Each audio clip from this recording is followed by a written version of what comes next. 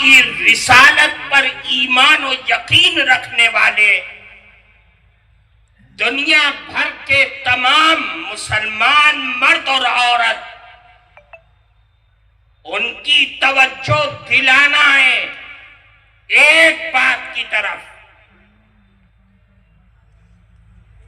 کہ سب سے پہلے آپسی اختلاف، جھگڑے، فساد، اپنی زندگی کو اس سے پاک کیجئے، دور کیجئے۔ دوسری جو سب سے اہم چیز ہے کہ جس طریقے سے آپ نماز، روزے،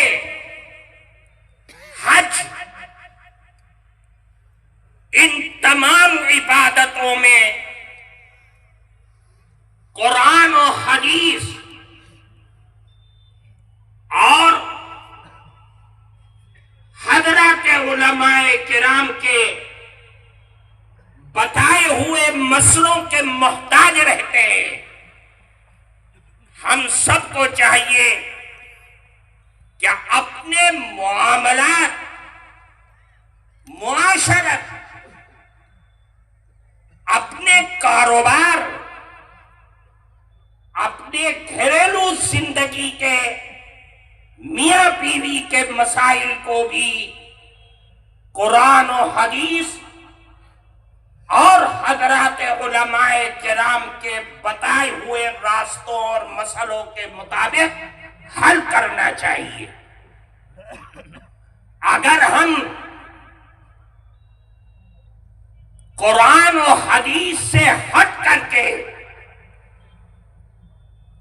تھانوں میں جا کر کے، غیروں کے درمیان جا کر کے اپنے معاشرتی مسائل کو رکھتے ہیں تو یاد رکھیے یہ رسول اللہ کے غلاموں کا طریقہ نہیں ہے،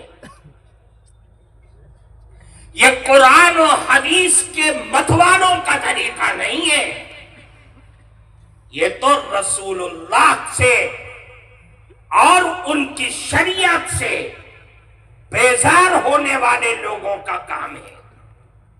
آج کا یہ اجتماع ہر مسلمان کو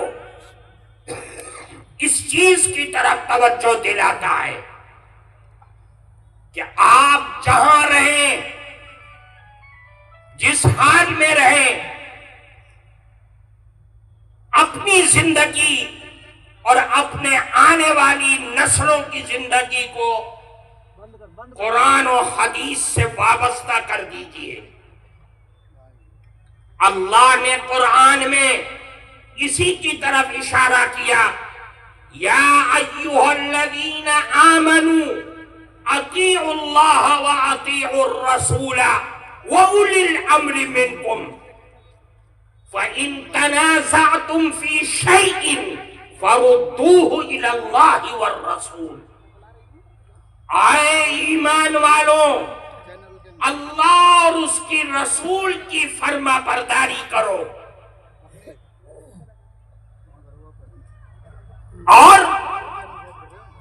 جو حضرات علماء کرام ہیں، جو قرآن و حدیث سے وابستہ ہیں، جن کی نظریں قرآن و حدیث سے نکلنے والے مسائل پر ہے، قرآن کی آیات پر ہے، اپنے معاملات کو وہاں لے کر کے جاؤ۔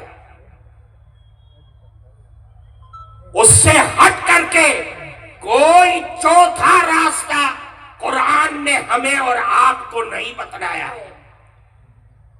اگر ہم کوئی چوتھا راستہ استعمال کرتے ہیں ان تین سے ہٹ کر کے، تو یاد رکھیے ہماری اور آپ کی تباہی اور بربادی سے کوئی نہیں روک سکتا ہے۔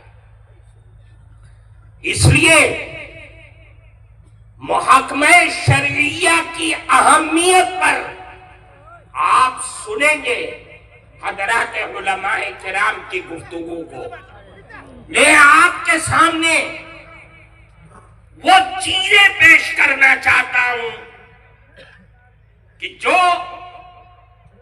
معاملات، معاشرت، عبادات، ان تمام چیزوں میں ہماری آنے والی نسلوں کو سچا پکا مسلمان بنا سکتا ہے۔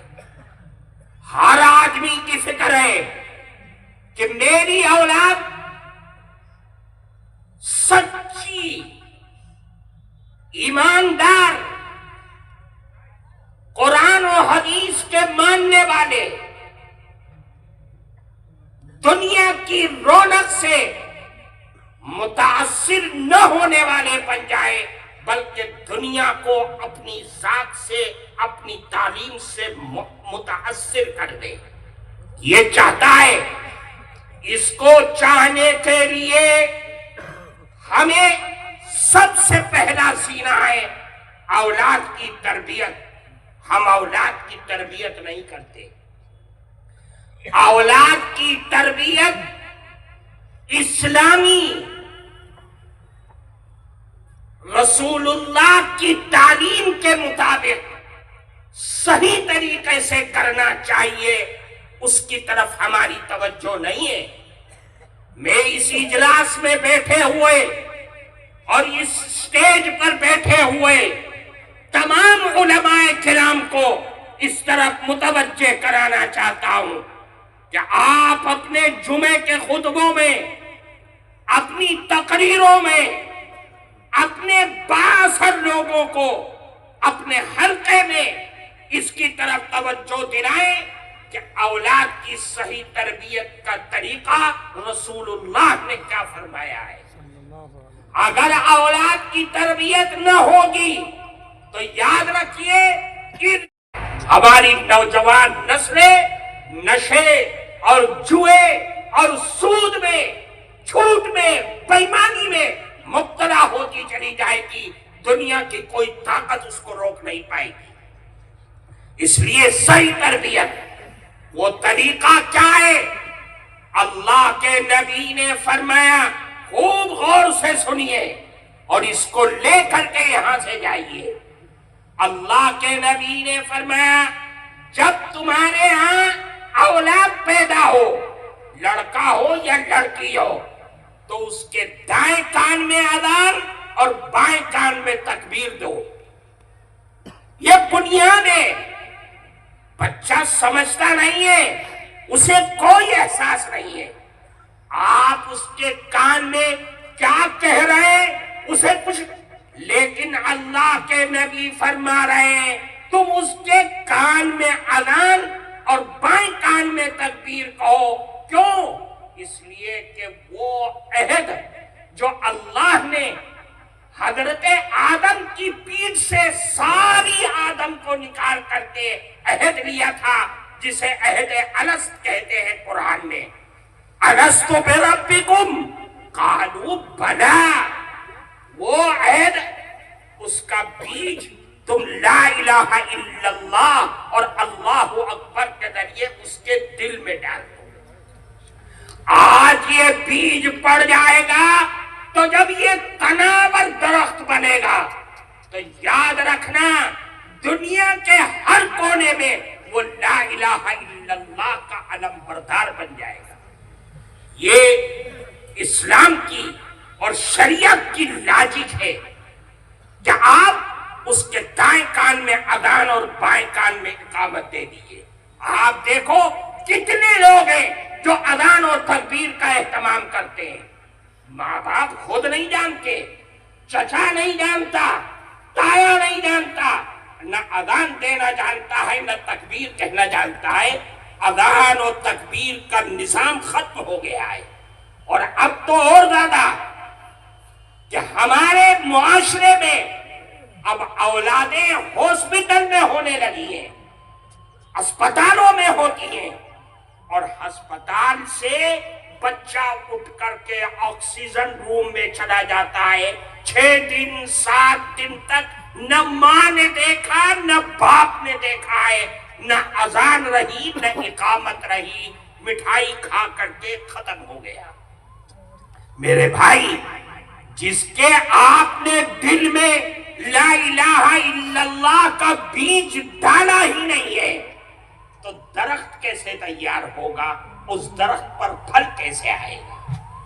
پھر فرمایا دوسری چیز، اب آپ کے ہاں بچہ پیدا ہو گیا تو 7ویں دن عقیقہ کرو، یہ رسول اللہ کی سنت ہے۔ آپ نے حکم فرمایا کہ آج عقیقہ کرو گے، لڑکا ہے تو 2 بکرے، اور اگر لڑکی ہے تو 1 بکرا ذبح کر دو۔ کیوں؟ اس سے فائدہ کیا ہوگا؟ رسول اللہ سے پوچھا گیا کہ عقیقہ ہے کیا چیز؟ فرمایا عقیقے کی وجہ سے تمہارے بچے کے دل میں ماں اور باپ کی نافرمانی کے جذبات ختم ہو جائیں گے، وہ فرما بردار اولاد بنے گی۔ یہ رسول اللہ کا فرمان ہے۔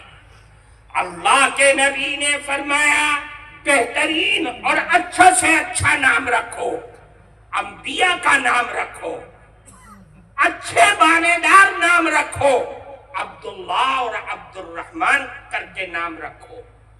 پھر ایک مستحب چیز ہے کہ تہنیت کراؤ، کسی اچھے اور دیندار آدمی سے کھجور یا کوئی میٹھی چیز چبوا کر کے بچے کے تالو پر لگا دو۔ یہ رسول اللہ کون جانتا ہے؟ ہم نے عقیقہ نہیں، ہر ماں اور ہر باپ یہ شکایت کرتی ہے کہ میرا بچہ نافرمان ہے، میری بات نہیں مانتا۔ آپ نے اور ہم نے بچے کی تربیت صحیح طریقے سے نہیں کیا ہے، تو اب ہم اس بچے سے کیا توقع کر سکتے ہیں؟ اس لیے فرمایا کہ اولاد کی صحیح تربیت کرو۔ آپ بچہ اب بولنے لگا، اب ماں ابا نہیں۔ اللہ کے نبی نے فرمایا افتحوا صبیانکم اول کلمت بلا الہ الا اللہ ولقنوہم عند الموت لا الہ الا اللہ۔ آپ بچہ پیدا ہو گیا تو اس کو سب سے پہلے لا الہ الا اللہ کی تلقین کرو، اور جب موت کا وقت آئے تو یہی لا الہ الا اللہ اس کے پاس بیٹھ کر کے تلقین، تاکہ اس کی زبان سے لا الہ الا اللہ کا کلمہ نکلے اور اس کی جان پرواز کر جائے۔ میرے بھائی، بنیادی چیز ہے کہ ہم اپنی اولاد کی صحیح تربیت کریں، تاکہ یہ اولاد آگے چل کر کے قرآن و حدیث اور اس کے نظام پر چلنے والے بن جائیں۔ یہ مقصد ہے آج کے اس پروگرام کا۔ مجھے ہمارے سامنے اسٹیج پر حضرت چچا محترم تشریف لے آئے ہیں۔ اتنی بات جو کہی گئی ہے، اللہ ہم سب کو اس پر عمل کی توفیق عطا فرمائے۔ اپنی اولاد کی صحیح تربیت کیجیے۔ ائمہ مساجد، علماء کرام اپنے بیانات میں اس چیز پر زور دیں کہ صحیح تربیت کا طریقہ کیا ہے، کیا تاکہ آنے والی نسلیں قرآن و حدیث سے وابستہ ہو سکے۔ اللہ ہم سب کو عمل کی توفیق عطا فرمائے۔